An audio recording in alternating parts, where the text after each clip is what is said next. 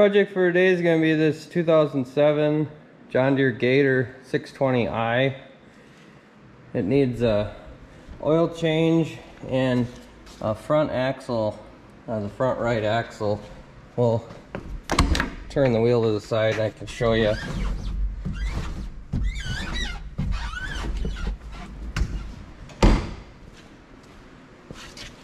You can see there the boot is torn and it has lost a lot of its grease, and it's starting to pop and bang and stuff when he's turning, so we'll replace that. The other side had already been replaced a few years back, so that one was good.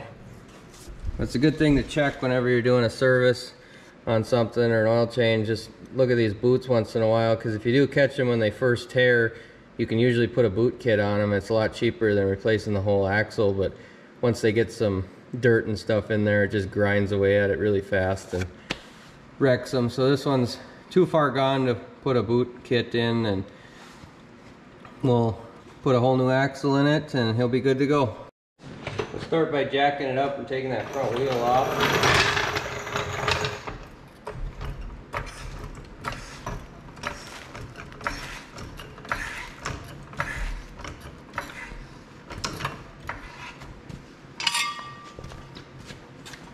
Throw a jack stand under there.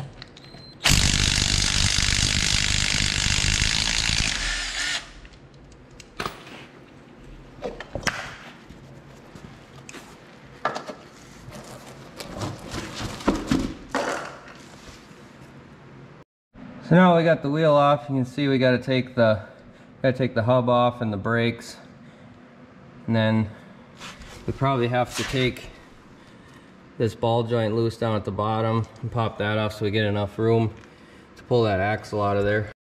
A couple of Allen bolts here that hold the brake caliper on. They're kind of packed with dirt, so it's a good idea to always take a pick and clean them out.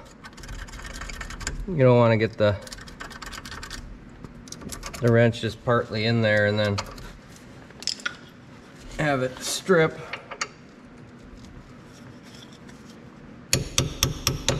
I do always kind of tap them in to make sure they're in all the way when they're dirty like that.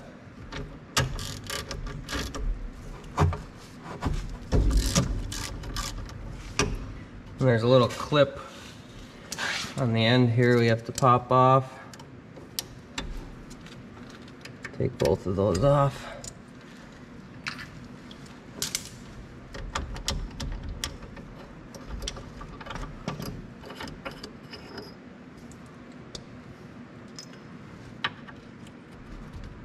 It's just a 3/8 Allen socket I'm using.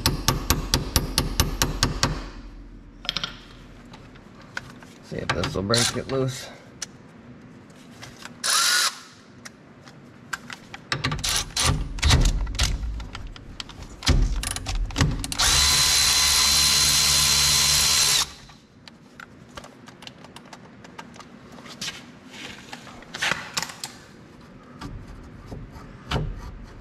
So that'll come off. Your pads are going to fall when you do that. These pads don't look too bad. These don't come with a heck of a lot of material on them to begin with, so a lot of people think they need new brake pads when they really don't. So if you ever see a new set, they're not a heck of a lot thicker. So put those to the side, and we'll get this nut off of here.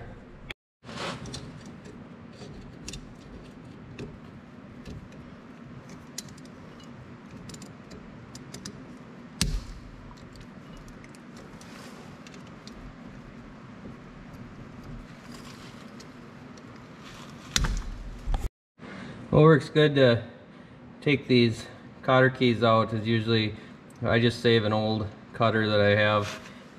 You don't really want to use a new one, it kind of wrecks them, but it gives you enough bite you can get beside it like that and pull. So a lot of these old ones, when they're rusted like that, you just got to replace them anyway. You can see it kind of came apart. We'll go socket for that and buzz that off of there. This one's a 30mm socket.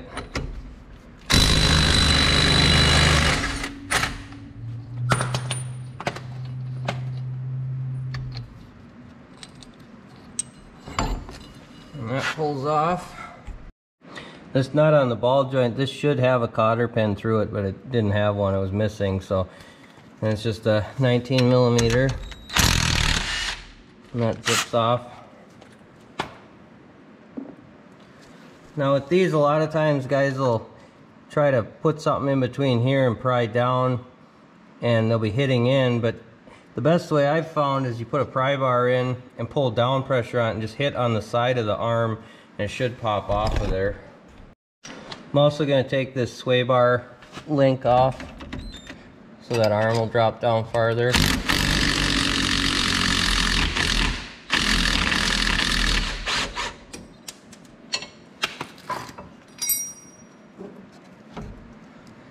So then that'll be free off of there.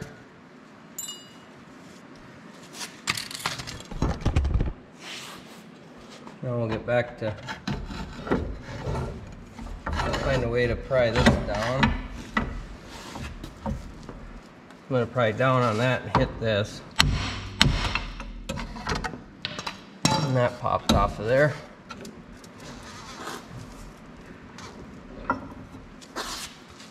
So we'll have to turn so that that turns out of the way so we can get that to that axle.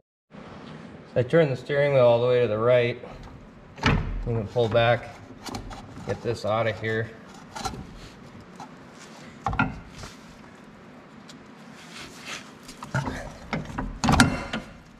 And the axle just pulls out of there. Sometimes they're stuck in there, you really got to bang back and forth on them. But usually if you do a completely straight pull, you kind of compress it and then pull back like that, it'll pop out of there. This one looked like it had some grease on it, so usually if somebody's taken them apart and greased them or put anti-seize on them, you're kind of your savior there, otherwise they can be really stuck. But now you can see this one was about ready to come apart, and it's got some slop. It's got some slop in it too, so I'll get the new one and throw that one in there. So I'm putting a titanium brand axle shaft in it. There's the part number there. I've had good luck with these axles, otherwise the All Balls brands, those are a good quality axle. I would try to stay away from some of the cheaper Amazon and eBay axles. I've had a little bit of experience with some of those, and you can't put new boots on a lot of them. They don't come apart once they're together. So that's one downfall of them if you do run into a ripped boot or something. And then the other thing I've noticed is the rubber they use for the boots is real stiff, and then it ends up cracking a lot easier. Like this is pretty pliable rubber that they use on these ones. But also they don't put a lot of grease in them, I've noticed too. I've had a few that I saw customers have that had ripped boots real early on, and there was hardly any grease even right after it ripped. So they're just not a good quality. There's a reason they're 30 bucks or so, and these ones are over 100. But if you're not going to use it a lot, I suppose you could throw a cheap one in, but you're better off in the long run just to put a little bit more expensive shaft in and not have to do this again.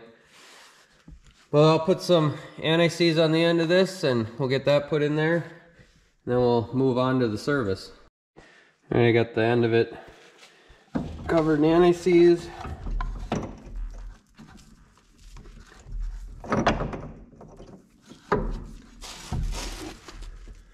You have to get them perfectly straight. There we go. If you don't have it perfectly straight, you'll be fighting it, getting it in there.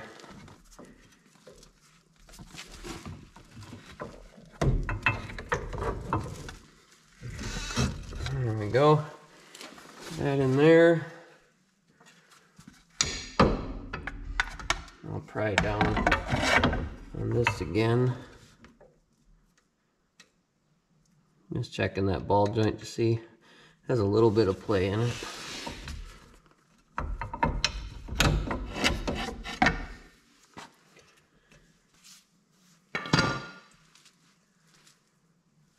Throw our nut back on here.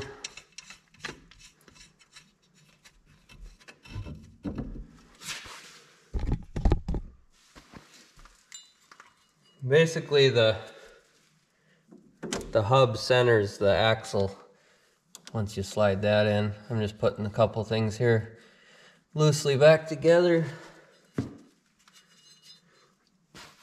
And you can put a little grease or something on the hub too. This one already had a pretty good coat of grease on it, so I'm going to leave that.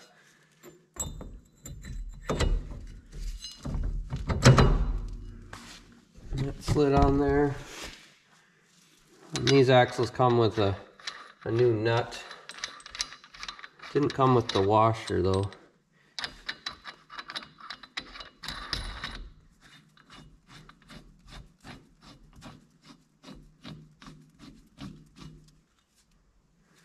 I'll have to look up the torque for that. You usually want to torque these because that's what compresses the bearing in there, so if you ram it down you might get too tight or too loose for those bearings.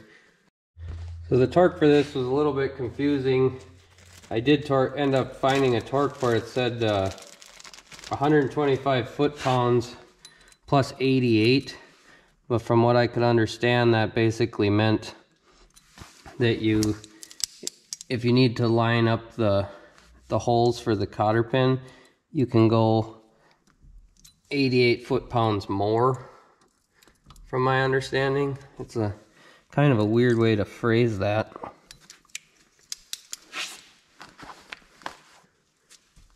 So we got that tightened down. We gotta get the nut on the ball joint. We gotta get a new cotter key for that one.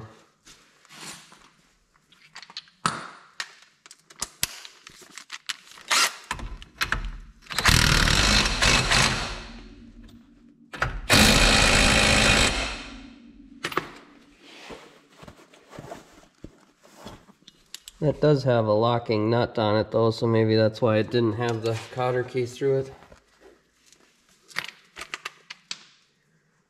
I have to tighten down that sway bar link.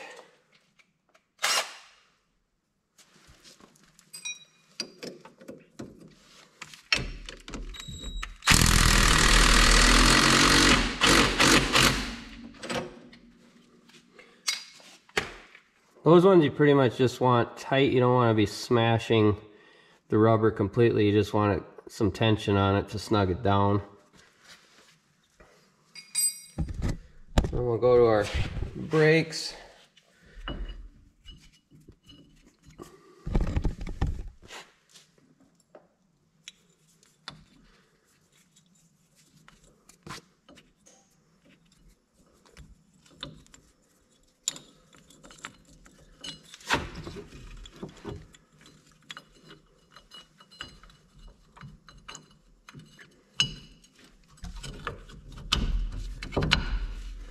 Kind of slide it in there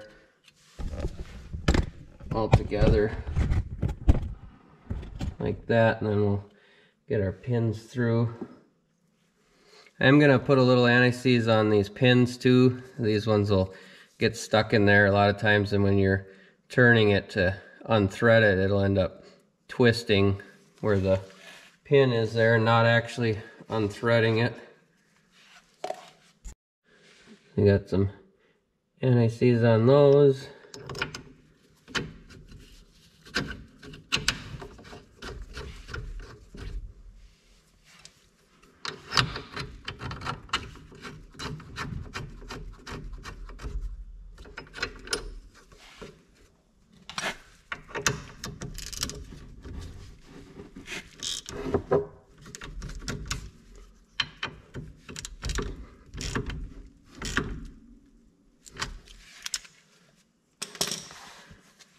We gotta put the little C-clips back on here.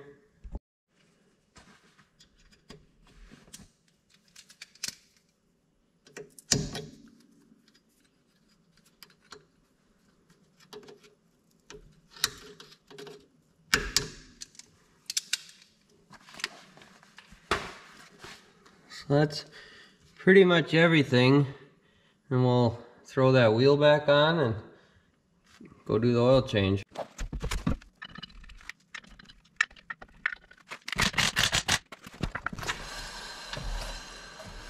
Make sure everything spins without binding. That's one thing, if you put these axles in, you want to make sure it spins freely like it should.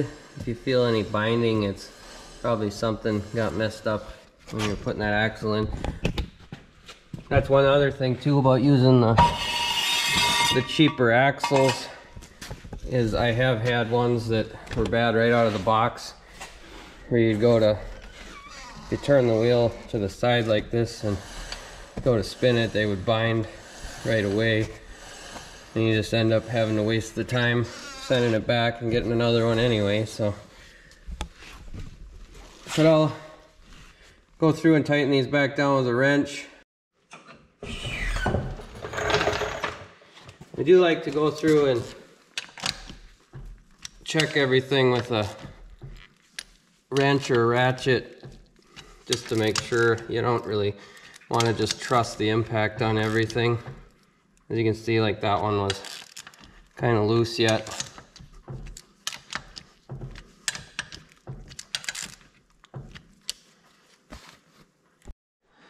So this particular one has a oil drain on the left hand side with just a little valve, which I'm gonna have to get a wrench to hold this part of it because it wants to spin. But you just loosen this bolt on the end here and that'll drain. You can put a hose on it or something. It has a barb on it, so you can put a hose on it to drain down. Got a 11/16 wrench on here. Oh, there it come loose. I don't know why that was so tight. You really don't need to tighten them that tight. Basically just threads out until oil starts coming out of that tube. I should have probably put a hose on it. It would be a little bit less messy on my hand.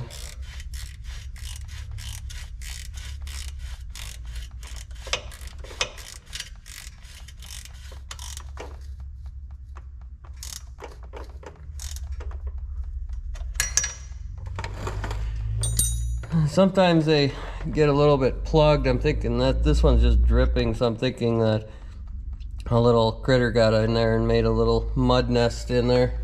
So I'll poke a pick up through there and get it draining properly. Oh yeah, there was some dirt in there. Oh, we got it draining good.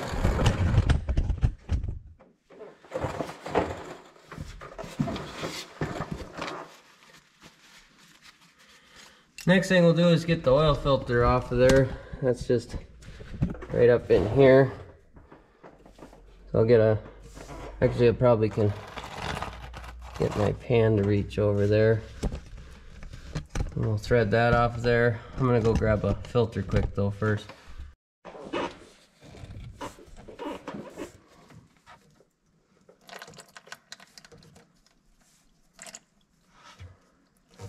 This one's got a little deflector here, so it drains down instead of going all over the frame.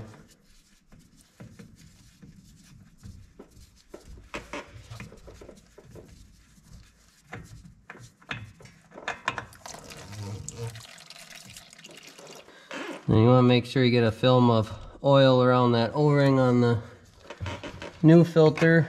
Makes it easier to take off next time. They'll get glued pretty good on there if you don't put oil on that O-ring.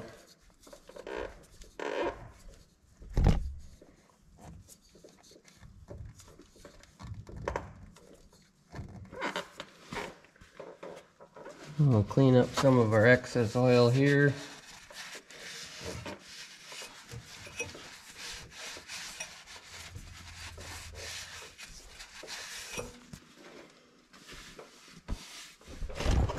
Once that's done draining, we'll fill it up. So while that oil is draining, I'll come over here to the passenger side under the seat. We've got a air filter under there, which that one actually still looks really clean yet. A little bit of dirt in there, but it's one thing when these have the full cab on them. These air filters, it's in a pretty good spot. It doesn't really ever get too dirty.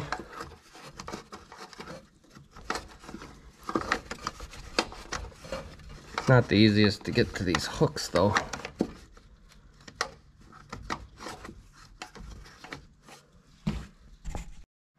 Now we're under the box here in the back. There's a little black cover here. That's where you check the transmission oil. There's a dipstick on there. You just want it about where my thumbnail is there, that's the hash marks. I got that wiped off and we'll put it back in.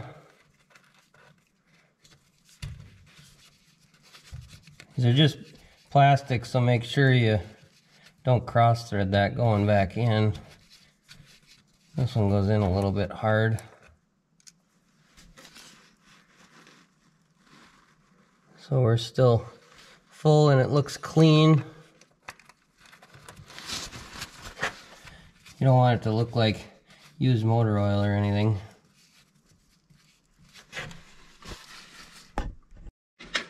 When we come up to the front of the machine, there's a plug right here. It's kind of hard to get the camera in, so I'm just going to show you quick and then I'm going to check it. But you pull this plug out and there should be oil right up to the bottom of the threads here. And then just check and make sure that's clean looking too. If you are low, you could top it off, otherwise you could drain it. There's a drain underneath, you can drain that out and then refill it here till oil comes out of that hole. That plug is basically under, on the right side of the machine, under the CV axle there that we just replaced. Probably should have checked that while I had the axle out, but we're now into a pretty slow drip, so I'll tighten up the oil drain and we'll get it topped off.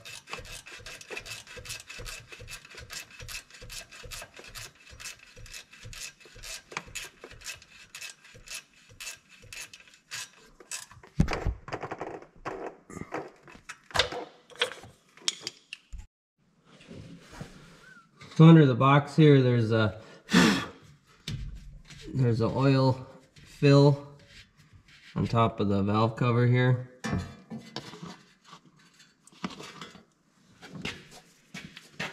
And your dipstick is right next to it. I'm just using a 10W40 full synthetic ATV oil. It's a Mystic brand.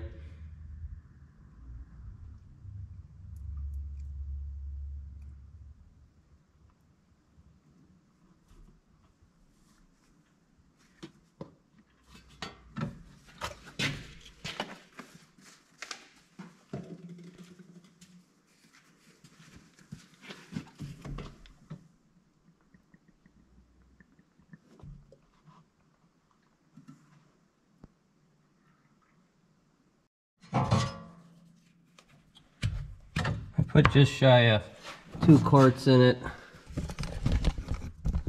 And we'll pull the dipstick and see where we're at.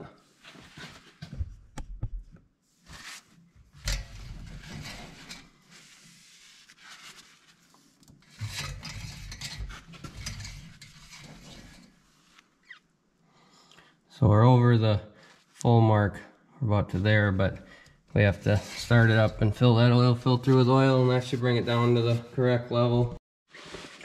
I ran it for a little bit and then let it sit, shut off for a while, let the oil drain back down. We'll check it again. So now we're just a little bit over the full mark, so that should be fine. Couple other things I check on these when I do a service on them is if you look down in through here, you can see the belt in through there. That's one kind of quick way to just see, at least with the condition of the top of your belt. Looks like not that that matters quite as much as the sides, but it's better than trying to take the whole cover off to check. You can kind of see down in there if you peek down in to see the edges of the belt. And another thing is these rear axles. You want to just make sure there's no tears in the boots on those also.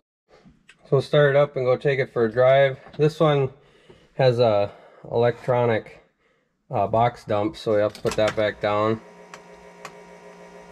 You want to make sure your oil light goes out after you start it. Then we'll put the box down.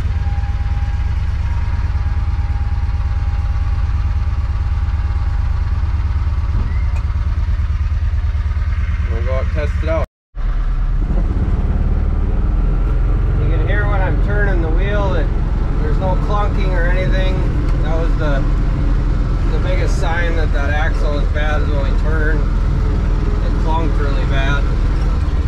So I think this one's good to go. Well, I think that's going to do it for this one. If you like this sort of thing, like the videos and subscribe to the channel, and we'll catch you on the next one.